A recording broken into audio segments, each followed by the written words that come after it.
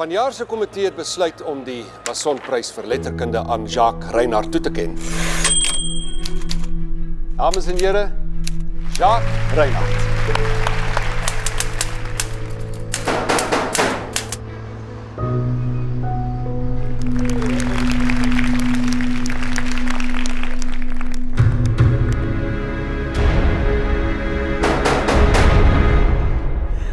Jy moes gesê die baaieskoop is hier.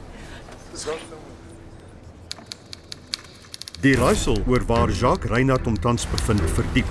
Volgens die polisie is daar geen spoor van Reinhardt in Johannesburg. Wat peel uit Jacques Reinhardt se kotsemmer? Sy ex-uitgewer haat hom.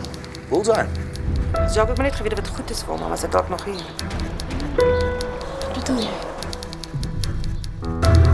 Sy selfoon, was daar nie dalk 'n Die leidraad? laaste SMS was aan Lena Oukamp en Jan Paul Otto. Hy het net gesê vriende vir altyd. Jacques ooit met jou gepraat oor sy bloedtyd, 97 tot 99. Dis net voor ons uit mekaar uit is. Ek het hom omtrent eers 10 jaar later weer gesien. Wat soek julle hier? Meneer Otto, my bronne sê dat Jacques Reinhardt verdwyn het net om sy boek te bemagtig. Dis nie hoe hy is nie. Nou, hoe is hy dan? Jacques is 'n goeie mens. Eintlik te goed. Jy moet 'n naam kry. Gee my dan. Ek doop jou. Storiemaker. Vriende vir altyd. Vriende vir altyd. Ons is vir ewig.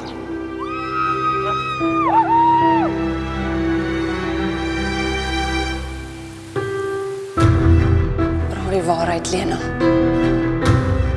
Feit is, ek het baie meer oopgekrap as wat jy bereid was om te sê.